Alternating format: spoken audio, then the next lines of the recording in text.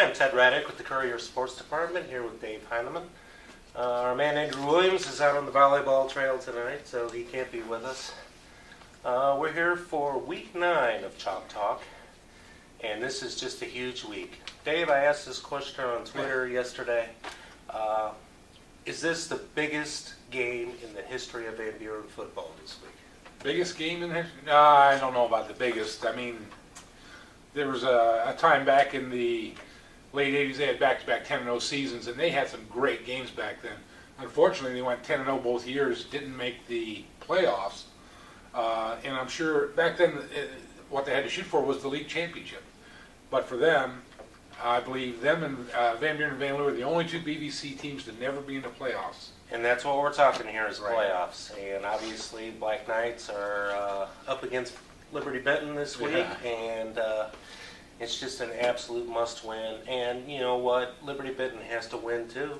They're not guaranteed a spot. Right, they're Division 5, so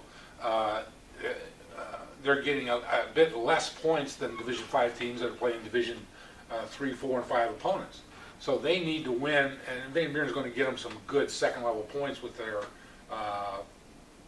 overall record. So yeah, it's going to be good, hard-hitting, head-to-head football. A must-win for Van Buren. You hit it right on the nail right on the head there, Ted. That's what they need. It's a must-win game. Yep. And you know that's kind of the theme of this week. You know, the playoff picture this late in the season is still very much jumbled. You look down the list of games. North Baltimore has to beat Hopewell Loudon. Has to beat them. They've been in the playoffs before, but They have. When you talk about must-win games and how key it is, they don't have league championships to play for. Right. So what they have to play for is that week 11. If you're still playing in week 11, that's got to be the goal for these teams. And you know, North Baltimore wants to hop over Delphi St. John's. I know, you know, it seems funny to say that, but they can do that. They can do it. But they have to beat Hopewell on Friday. Absolutely. You look at other games. Columbus Grove hosts Convoy Crestview this week. The Bulldogs are in right now. They got to win this game if they want to ensure their spot.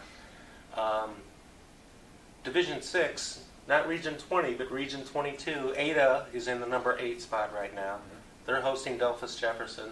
They got to win that ball game. They've got to win it. Ottawa Glandorf on the outside looking in right now.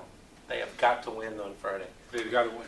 And the interesting point here is when you talk playoffs, it's all Harbin computer points.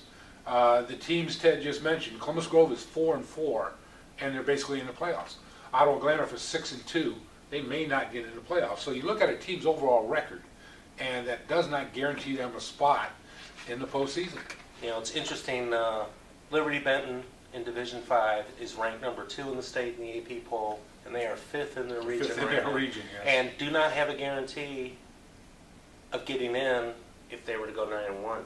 Absolutely. Or hosting a first-round game if they go 10-0. Right.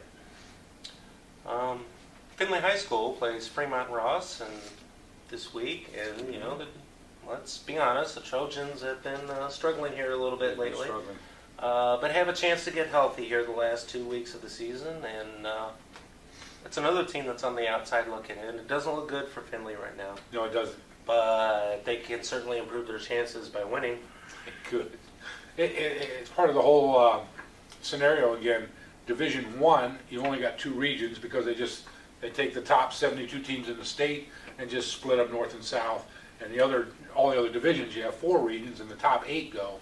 And in Division 1, the top 16. I think Findlay's 19th this week. Okay. But they started great. They were 5-0, and they were playing really good ball. And then they ran into the best teams in the league. They ran into Lima Senior and Toledo Central Catholic and Toledo Whitmer, and it came back to bite them a little bit. But then again, you're facing the best teams in your conference. Right. And Findlay got a little banged up. And by the 7th and 8th week of the season, these opposing coaches have seen so much tape on you that any of your tendencies, any of your what is the strength that you think offensively, they know what's coming and they know how to defend it. And that's what I've noticed lately is the little things that Findlay was successful at, the bubble screens, the inside screens, Emmanuel Mogaloo getting that cut and going up the field, they're not getting that in the last few weeks.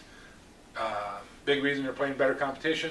Another reason, they know what's coming. I mean, they've seen everything on film by now.